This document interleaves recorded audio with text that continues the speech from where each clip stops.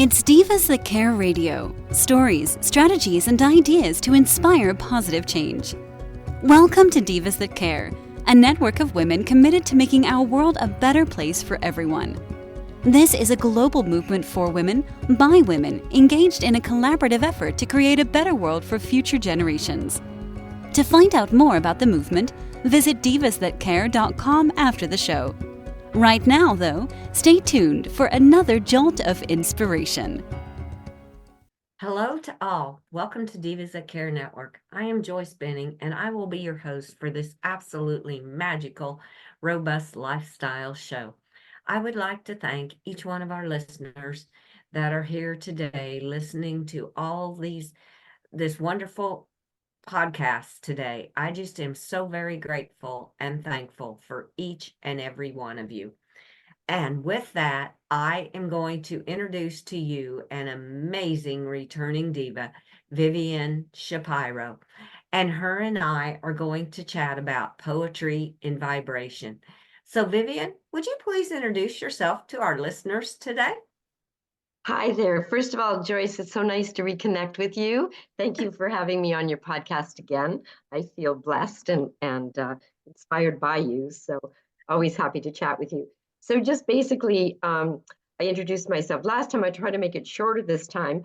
I am a retired principal who then worked with a foundation called the Future Aces Foundation, where we empowered students to be the best they could be. Actually worked with a lot of disenfranchised youth to help them gain confidence in themselves and become leaders and pay that forward to their own community.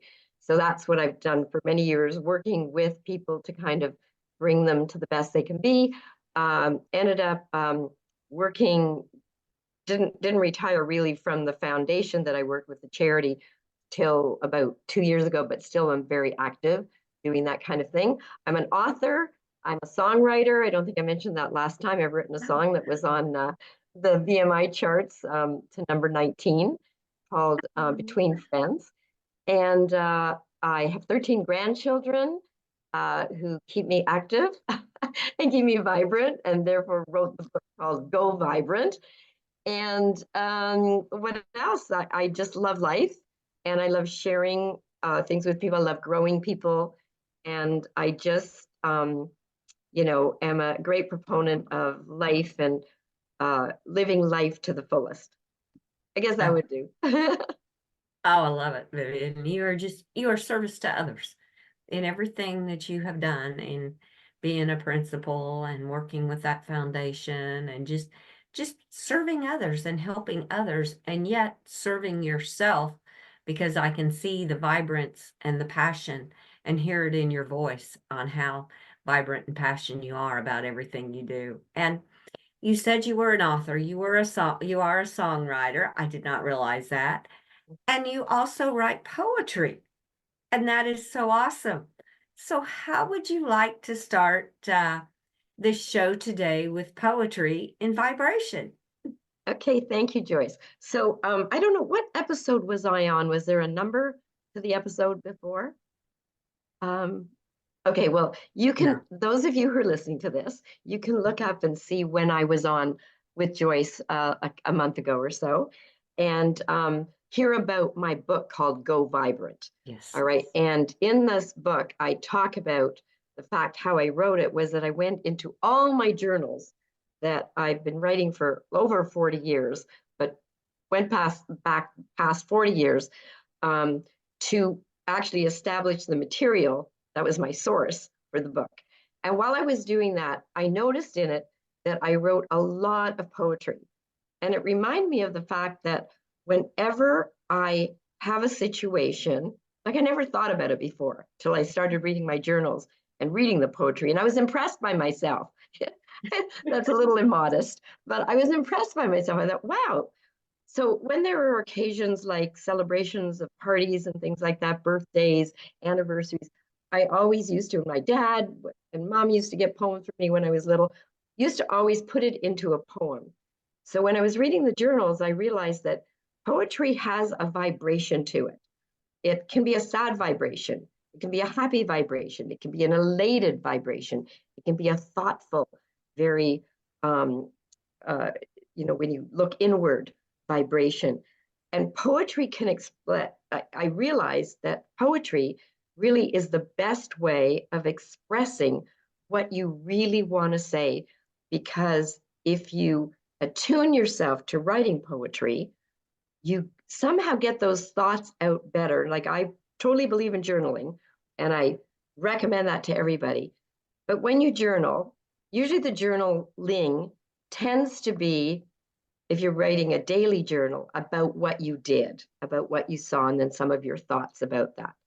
When you write a poem, you tend to focus on a specific subject or aspect of yourself, and you kind of give it all the words it deserves, all those words it deserves. And so that's when I realized the poetry itself has its own vibration, more so than stories, more so than anything else. And anyone can write a poem. And I actually have a process that later on in the end of the show, I'd like to share that process with everybody and encourage them who are listening to actually do that process and write their own poem if they haven't yet ever started to write a poem. And it starts with themselves. So I'm happy to share some of these poems and give a little thought behind each one. And then you can ask me more questions about that. How do you think you want to proceed with this? That sounds just perfect. Let's go. I'm ready to hear them. All right. So I've got some really fun. So I want to mention to the audience that poetry can be fun. It can be deep. It can be intense. And it can be silly. It can be really, really silly. So I'm going to share with you a few of the different types of poems.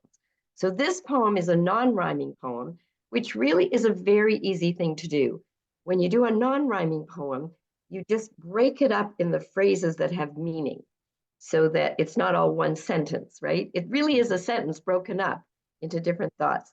So because I was writing a book called Go Vibrant, it came upon me that I had a vision about what vibrance was, and I wrote a poem about it.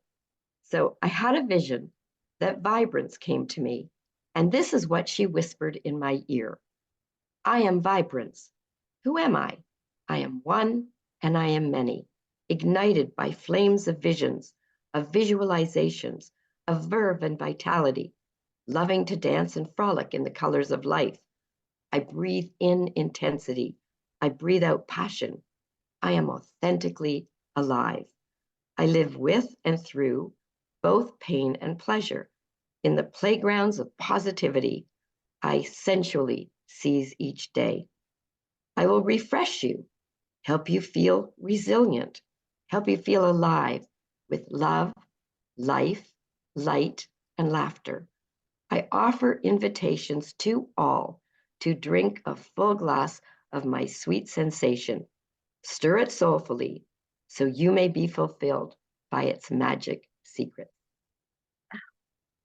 Oh, I love it. That was beautiful. Oh, my word. That was incredible. It said so much in a few words.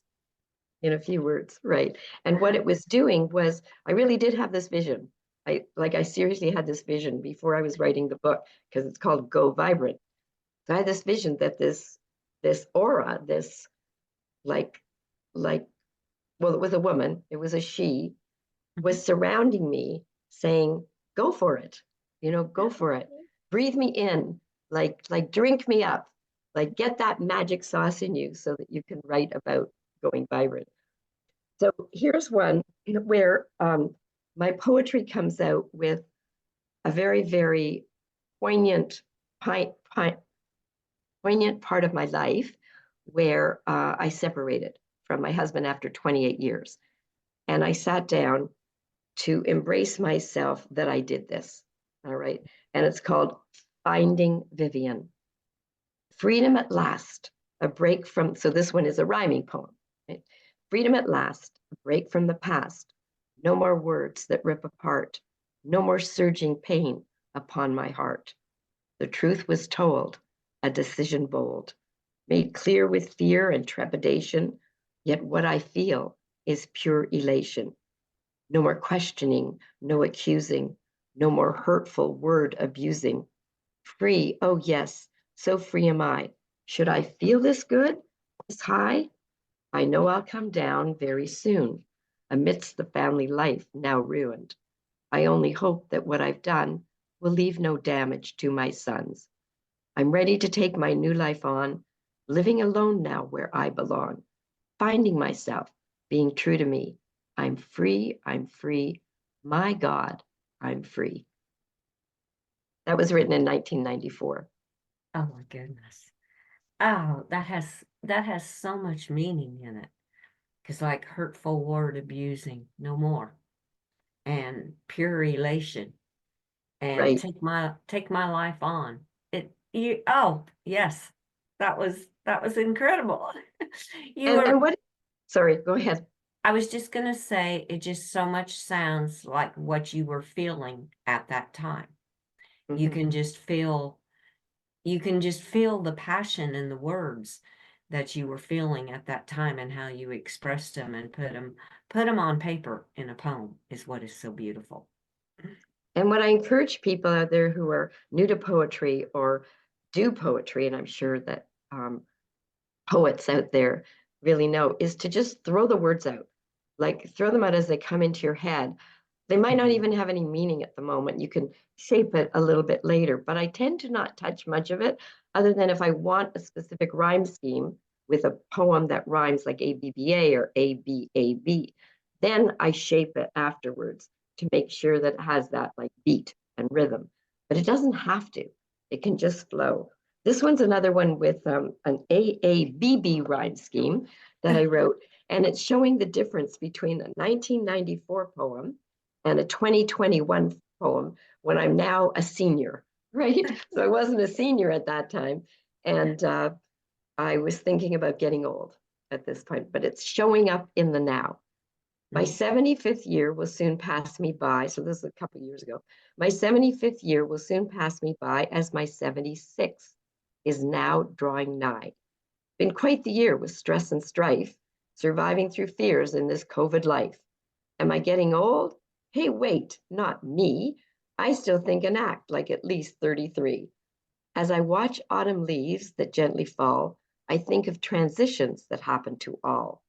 Through my personal changes, I've shown up big, discarding those leaves that no longer give my life its true purpose. I reveal the now, uncovering each day my why, what, and how. I have much to give, more to love, this I know. Spread my power and magic with more room to grow. Today I choose moi and accept what will be. Everything, yes, everything is right about me. And I wrote that after feeling a little down because I was turning 76. I was now past 75. So it was like 76. I'm now 78 a couple of years ago. And I was feeling like, oh no, does this mean I'm getting old? Am I going to stop being who I am? Am I going to start feeling low? And I was feeling low. So the end of that poem sort of, it's funny how the words just flowed and it got me out of my funk. That Mhm. poem that I wrote without realizing where it was going got me out of my funk. And the fact that I was trying to do that AABB rhyme scheme kept me like just not losing it in words, but tried to make it more true to what I was saying. Yeah. So that was that one. Oh, that was awesome. And I But can see how that kind of it almost got sometimes all of us go on a little bit of pity trip of ourselves is what I call it. And this poem, it's a way poetry to bring you out of those pity trips that we have a tendency to go on to ourselves sometimes. And and it's true, Joyce, because different than journaling. I think I would have been more in a funk if I was just writing what was going mhm, on and this is how I feel and this is this. The poem seemed to lend itself to a happier ending yeah. just by the way it was going. And all of a sudden, like when I compared myself to Autumn Leaves Falling, I thought, but wait, I need to shed some of those things. Hmm. Like that's okay to shed things and then get the new leaves approaching me when it's, springing, my new spring, so to speak. Right. Right. So it's really funny how a poem just transcends you much differently than just words on a paper, I think. Now I I use a agree. lot of poetry to laugh. and to be gay and merry. And usually when I do poems for birthdays, they're always a lot of fun, and they're sort of like a roast. They almost roast the person and find all the different funny things they did in their life. But this was a poem, a limerick I wrote to a brother-in-law of mine from my first marriage who turned 100. And it's in the shape of a limerick. So using a different kind of form poetry to make it kind of light and airy. And so this is cute. This was an amazing man. He died at 102. He was like my model, my role model for life. So there is a fine gent named of Joe, boasting bagfuls of jokes he does know. Now 100 his age, and he's still all the rage, many anecdotes ready to go. This doctor named Joe is no bore, treated patients well past 84, was a pilot, no jest, and an artist, the best. Dr. Joe, you're my hero, for sure. Oh. Sure, for sure, because that had to rhyme with for. For sure. That was written in 2020. That is cute.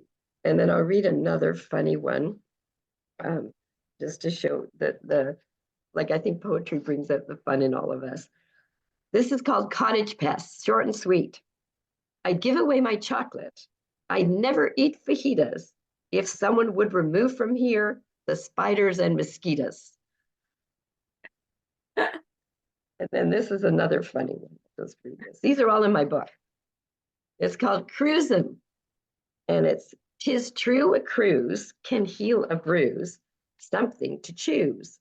Drink lots of booze, make no excuse, take comfortable shoes, act like a flues, all on a cruise." They're just for some people to think about. I have one I'm going to save for the end, which I think is an important one to end on, but I'd like to read one more funny one. So this is trying to make, I did this, where did it go? Oh, just a minute, where did it go? I had it on here. One second. That's very strange. Docs, here we go. Okay, it's rather long. So I'm just separated, and it was pretty raw and rough. And anybody who's been through any kind of a separation or left someone they love or whatever it is, and has been through a rough time and thinks that's the way to get to a better time, but you're not sure. So I had to find a sense of humor. I had to find something in my life in 1994 that would make me look at things in a different approach than, again, I was that pity party, Joyce, and I was really in pain, a lot of pain. So I'm in this big king size bed, all right, because I got the house and he got the cottage. So we had a big king size bed, and it was just ridiculous, me, and I'm not a big person, in this big king size bed. And one day I got into bed and I started to laugh how now I have this big bed and just me in it. So there was a little more than me that came, but listen to this. Okay. What do I do with my king size bed now? The trouble with being single now in a monster king size bed is, where do I sleep now that he's gone? Do I buy a double instead? The forbidden land is to my left. I'll prove that I'm all right. I'll force myself to move over there, where I'll sleep the rest of my nights. For that's where everything is, you see, the alarm, the radio too, the Kleenex box, the telephone. What else am I to do? I'll cover his spot like he wasn't here. I'll pretend it's all mine now, though it's different and odd and not quite right, and a true sleep it does not allow. And to top it off, my feet are cold. I better put on my warm socks that my friend knit for me for winter nights bold to wear when my feet are in shock. Comfort's not mine over here on his side. Maybe the middle's the spot. I can then spread out, maybe left, maybe right. Will I ever sleep? Probably not. Back to my usual side, I'm undone. Good thoughts, please fill up my mind, like the fact that I can read until 1, and the duvet is strictly all mine. Tomorrow I'll dig out my teddy bears deft, especially the stiff growing thin, and dress up the bed in the land to my left. with my friends with their permanent grin. And a rose, a fake rose, I'll place twixt them all, and maybe a good book or two. The domain will be mine, and I'll have a ball until I find somebody new. 2 months later, with a different rhyme scheme. The rose is still within its space. Self-help books here and there are placed. My little corner is still reserved for my body sleeping tightly curved. There's room enough for 3 or more. But now I ask myself, what for? I simply love my bedtime space. When I wake up, it remains in place. Thus, making a bed is so much easier, so I can get ready a whole lot speedier. 6 months later, I gave in to my son, but reluctantly, to get Stussy, our dog, some new company. So now, along with my husky so dear, is Sandler, so sweet, to give Stussy some cheer. A collie shepherd, he is thin and long. The two are great friends as they get along. Sure, my king-size bed is the place they love best. And at night, they spread out from the east to the west. Now the stuffies are gone, my books on the floor, and I love their presence. They do not snore. I feel comfy and safe, and they keep the bed warm as I sleep through the nights in my cool bedroom dorm. Oh, that is adorable. And you can see the process. Like the first one was, I was trying to make myself comfortable in this very, odd space and the place where he slept to the left. And then it was mine and I could care less. That's right. 2 months later, I'd actually gotten over the fact, and I was really enjoying the fact that nobody was telling me when to go to sleep or when to, and the duvet wasn't pushed over to the other side. Yeah. And then 6 months later, it became like a friend fest, Yeah. with my dogs. So you can see, I'm seeing, because I wrote that long ago, and then I reread it in my journal, and I went, oh my goodness, I like you really, you grew, you Yeah. really saw the best there was for you at that moment in time. Of course, now I have somebody in my king size bed that's a real person. Oh, that was awesome, Vivian. Oh my goodness. Oh, And I'll read one more, and then I'm going to talk about a process that people, okay. Okay, and I can send you maybe a page with the information on, so if anybody wants to actually try it and Okay. they contact you. So this one I'm reading because I think it's really important that people who are going through a rough time or just feel out of sorts or in pain, that they allow themselves to cry. That tears sometimes can, in a way, rejuvenate yourself, which is kind of interesting to think about.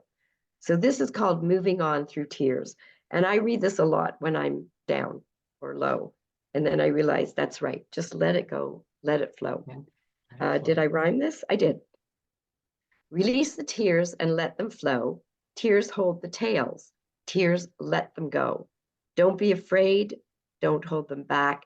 Tears cry inside for what we lack. They're nature's hands to aid you through, guiding, cleansing, helping you with relentless pain. Will it cease? Tears lead you forth to clouds of peace. Cry angry tears out one by one. Set free them all until they're done. Shed tears of sadness, let them flow. Breathe again, survive and grow. Dance once again, pirouette once more, for you've survived your personal war.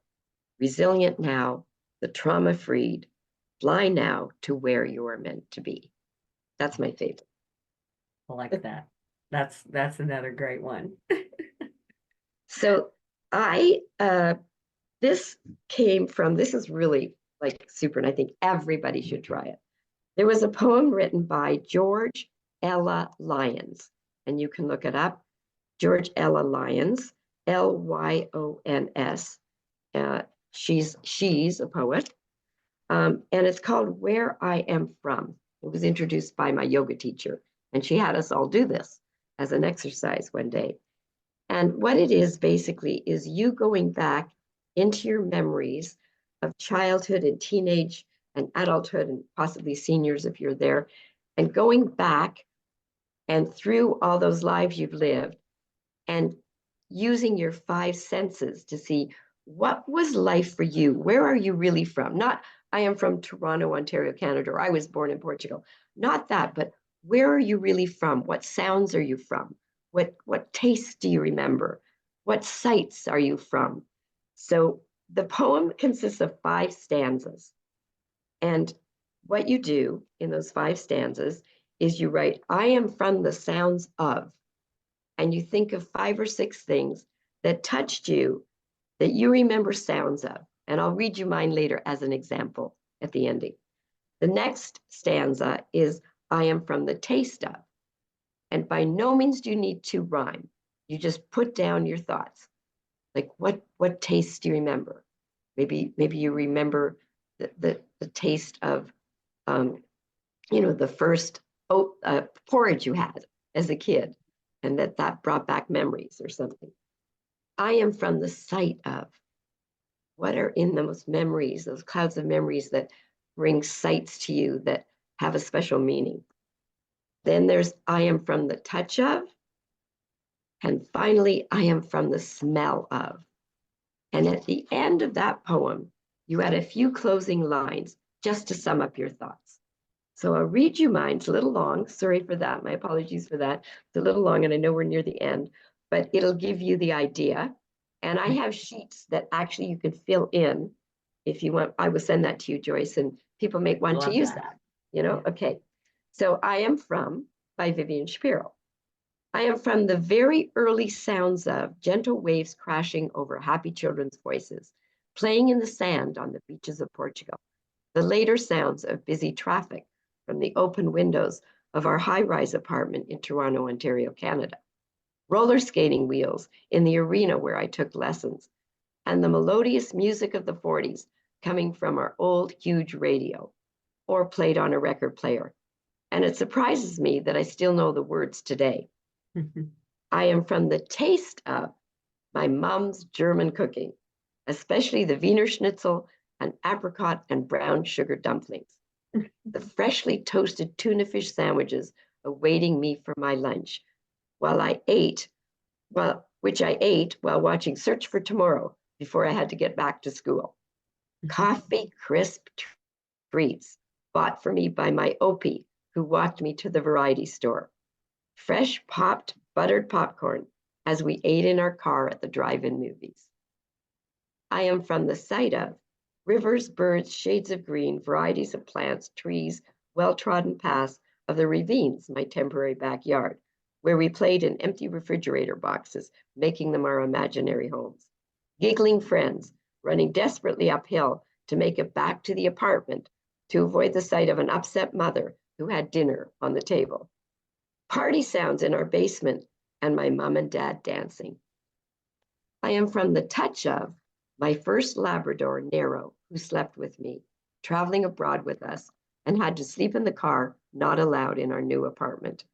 7 years of waiting, the touch of a baby sister, her soft, dimply skin, her fingers that curled around my thumb, the velvet costume for my ballet debut, my Opie's big tummy as he embraced me, my dad's soft lips on my forehead, kissing me goodnight.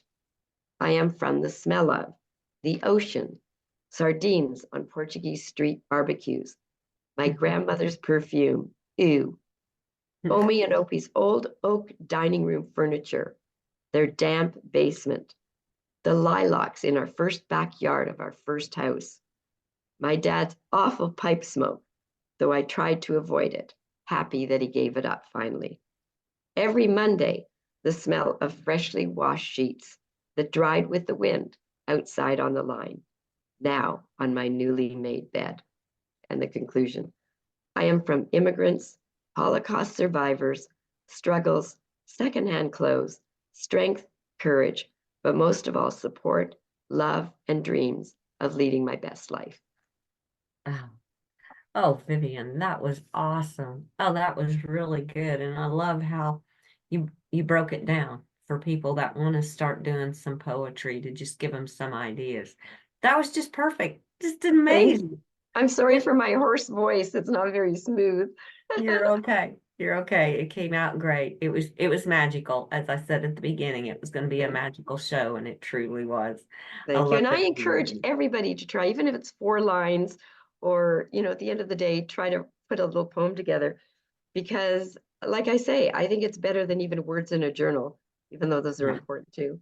yeah, definitely. Oh, well, we're getting very close to the close of this show. And before we do that, I would like to ask you if you would please be back on Robust Lifestyles and share some more of your Go Vibrant, because you have it in so many ways, and I love it. It's magical. So would you please return again to Robust I'm always Lifestyles? happy to do that, Joyce. Oh, First of all, it's lovely just speaking to you too. And, you know, maybe it can be one where you ask me more questions. This was just a lot of me talking, but, hoping to spread poetry to the world, the poetry of vibration. And you could see each one of those poems had a different vibration, right? hmm I could see, hmm because I can see you, I could see how your face was turning, like when it was funny, how you kind of Yes. had this giggly look, and when it was like, more intense. And that's the purpose of the vibration. But yes, the answer is yes. I'll do Oh, that. awesome. Awesome. And then what are some ways that our listeners can connect with you when they say, I want to find out about her book, I want to find more out about the poetry. How can they best connect with you, Vivian? Okay, so I have an Instagram account that is Vibrant Vivian Shapiro. So if you're on Instagram, you hmm can message me through Instagram and say I heard you on Joyce Benning's beautiful program. I also have a connection, which is my email, and happy to entertain anybody through my email. Very simple, Vivian Shapiro at Rogers.com. I also have a website. So all you have to do is www.vivianshapiro.com, easiest way, and you'll check my website, and there's a contact me on that website. Also has my book on it that you can get from there. If you're on Amazon, Go Vibrant, easy way to find me. And it's Go Vibrant. And if it doesn't come up right away, say book, because there's other funny Go Vibrant things there. Go Vibrant book, and it'll appear. And my book has all my information, also how you can contact me. Awesome. Love to engage with anybody who Oh, you know. thank you so much for sharing all of that too, Vivian. And this was just magical. And I want to wish you magic in every day until we connect again on Robust Lifestyles. Thank you, Joyce. Honored to be on your program. Oh, Have you're a so, lovely, lovely week. I will. Thank you. I got to And get then, over the cold and the gray now that I'm back. yes, definitely. And then you can write a poem about it. I will be. Awesome. We'll be waiting to hear it. Okay. And with that, I want to thank all of our listeners for listening to this magical show with our incredible diva, Vivian Shapiro. Please share this show with all your family and friends. Check out all the other hosts and their shows on divasthatcare.com. And remember a couple of the tips from Vivian. Poetry brings out the fun in all of us, and it helps release the tears. Just let them flow. And that is so beautiful. Tears lead us to clouds of peace. I love that. And with that, may each of you have a magical day. Remember, be kind to all. Give your animals a great big extra hug and share all your love with them as they so deserve it. And until we connect again on Robust Lifestyles, stay strong and healthy. Thanks for listening. This show was brought to you by Divas That Care.